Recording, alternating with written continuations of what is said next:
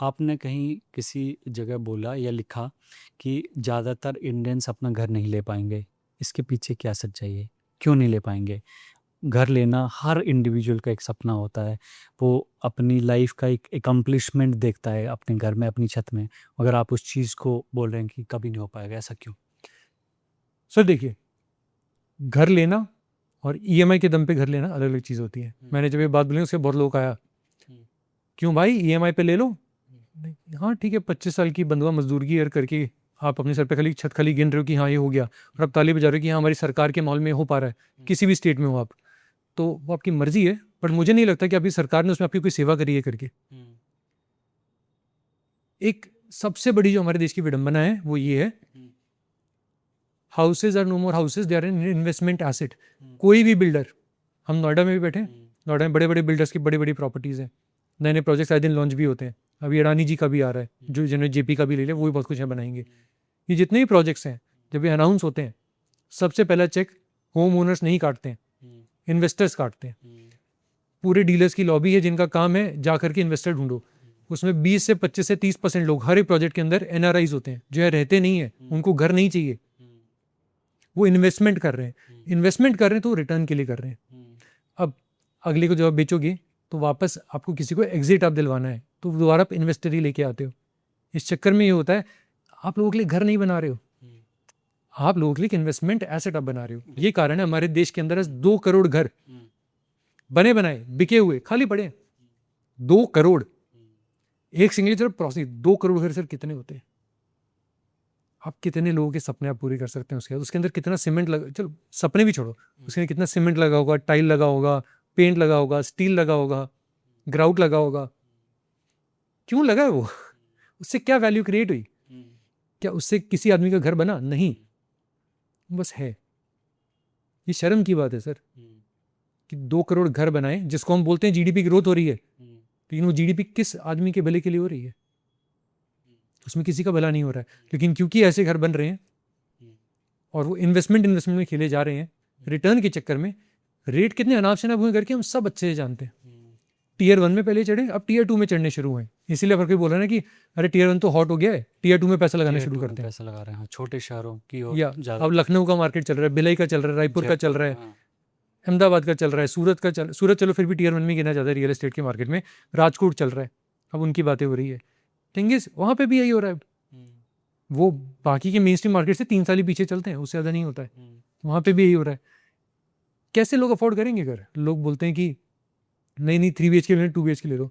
गुड़गांव के अंदर आप बिल्कुल दूर के एरिया में जाएं, जो न्यू गुड़गांव बोलते हैं, मानेसर के पास वाला जो एरिया आ गया, सेक्टर 85, 82, 78, आप वहाँ पे अगर 3 BHK लेने जाते हैं, 2 BHK लेने जाते हैं, उसके रेट आप जब सुनेंगे वो अफोर्डेबल नहीं है।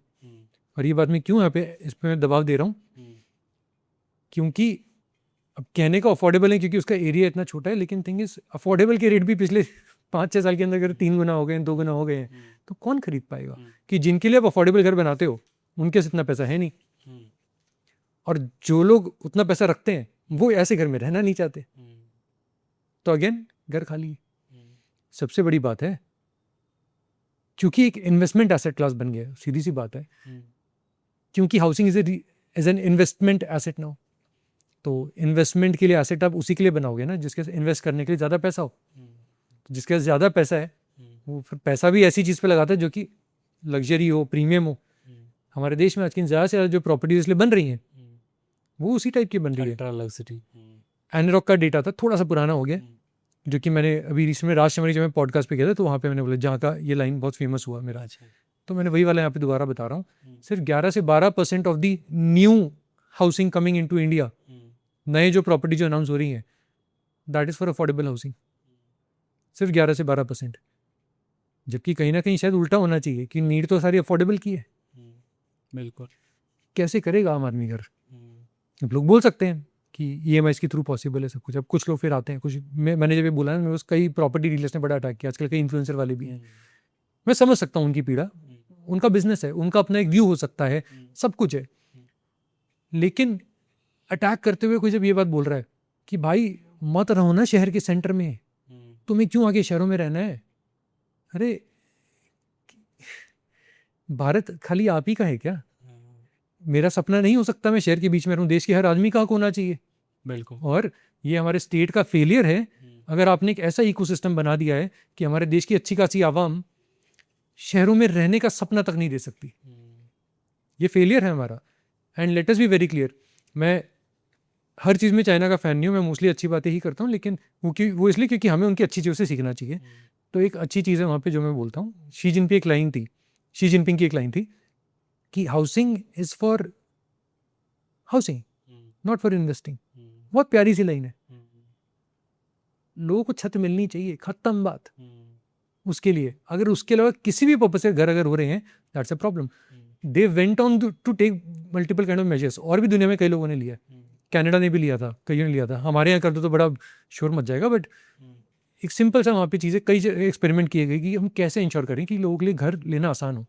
उन्होंने अनाउंस किया अगर आप एक से ज़्यादा घर आपने लेके रखा है रेजिडेंशियल प्रॉपर्टी, तो अगर वो 6 महीने से ज़्यादा घर अगर खाली पड़ा है तो आपके लिए एक्स्ट्रा टैक्स आपका लगेगा to make it a bad return case. आप इन्वेस्टमेंट के हिसाब से आपका रिटर्न आपका चला जाएगा।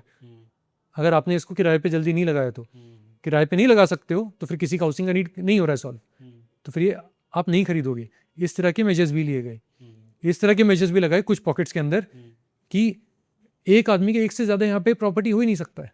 लोग होते हैं ना कि हमें फ़ायदा में से बड़े बड़े लोग हैं, 40-40 फ्लैट लिए हुए हैं, 20-20 फ्लैट लिए हुए हैं, लोगों किराए पे दे रहे हैं, उससे छीन कमारी सब कुछ है। आपके लिए अच्छी बात है, लेकिन थिंग इज वो घर किसी को बिक जाना चाहिए था यार, वो किराए में खेलने के लिए नहीं था। आपको 40 घरों की क्या ज़रूरत है? वो पैसा अगर आप हाउसिंग में नहीं लगाते शायद देश के किसी और इंडस्ट्री में लगता, किसी काम में लगता। एक बहुत बड़ी विडंबना है। अब यहीं पे आती दूसरी दिक्कत, ये जो बड़े बड़े लोग हैं ये हाउसिंग में इतना पैसा क्यों डाल रहे हैं? सबसे बड़े रीज़न एक है हमारे यहाँ पे काला धन इतना ज़्यादा है जो आपके लग नहीं सकता। आपको सिंपल सा एग्जांपल देता हूँ, जब डिमोनेटाइजेशन हुआ हमारे देश के अंदर लगभग 17 लाख करोड़ का कैश था इन सर्कुलेशन, आज की 42 लाख करोड़ है। डिजिटल इकोनॉमी बढ़ रही है, यूपीआई चल रहा है, नेफ्ट पेमेंट्स बढ़ रहे हैं, क्रेडिट कार्ड्स के पेमेंट्स, हर तरह से डिजिटल इंडिया हो रहा है। कैश हमारा 17 से 42 लाख करोड़ कैसे हो सकता है? What is the justification for this?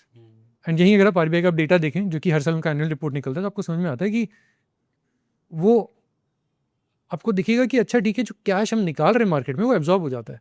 ये मैं क्यों कह रहा हूँ, एटीएम से जितनी नई डिमांड आ रही है, जितना वहाँ से कैश निकलता है, आपको समझ में क्या आता है कि हम कैश सप्लाई में डाल रहे हैं लेकिन वो सर्कुलेट नहीं हो रहा है, वो कहीं ना कहीं होल्ड हो गया। होल्ड होने का एक ही मतलब होता है, दबा दिया गया है। वो जो दबा हुआ पैसा है वो घुमा फिरा के 3-4 चीज़ों के अंदर ही लग सकता है। आप गोल्ड ले लोगे, लाख लाख रुपए से नीचे का लो तो आपको पैन कार्ड नहीं देना पड़ता, 1 लाख या 2 लाख की लिमिट होती है, वैसे करके आप इकट्ठा कर लोगे। लिमिट होती है सरकारी तरफ से कि एक आदमी इससे ज़्यादा गोल्ड नहीं ले सकता, बट कहाँ फॉलो होता है हमको भी पता है, लेने वाले लेते हैं। कितने तो आईएएस ऑफिसर्स जिनके ऊपर रेड पड़ी तो उससे कितनी ज़्यादा की संपत्ति निकल गई, तो वो सब होता है। दूसरा तरीका होता है रियल एस्टेट में इसको घुसा दो, और भी कई होते हैं। रियल एस्टेट में तो ब्लैक और वाइट का भी चलता है कि आप वाइट में कितना, हम सब जानते हैं सर। अभी मैंने रिसेंटली 2 साल पहले घर लिया तो मुझसे सीधा पूछा गया कि आप ब्लैक में कितना दे सकते हो, वाइट में जितना कम रखोगे उतने फ़ायदे में रहो। या तो ये फैक्ट। एंड सर सबसे बड़ी चीज़ क्या है कि हम जो वाइट की कमाई वाले लोग हैं, हमारा काले का कोई काम ही नहीं कि इसमें बन सके। हम लोग एक एक पैसा जो आता है वो पहले सरकार वाले टैक्स करता है, पहले जिससे पैसा ले रहे हैं उससे जीएसटी सरकार को, हम कलेक्टर हैं सरकार के, हम वो देते हैं, फिर अपनी कमाई का हम सरकार को देते हैं। उसके बाद जो बच जाता है उस पर जब हम घर लेने चले जाएं तो अगला बोलता है कि भैया वाइट में पेमेंट करोगे तो आपका एक्स्ट्रा देना पड़ेगा क्योंकि मेरा टैक्स बन जाएगा। वो भी हमारे ऊपर ही चपेट आती है।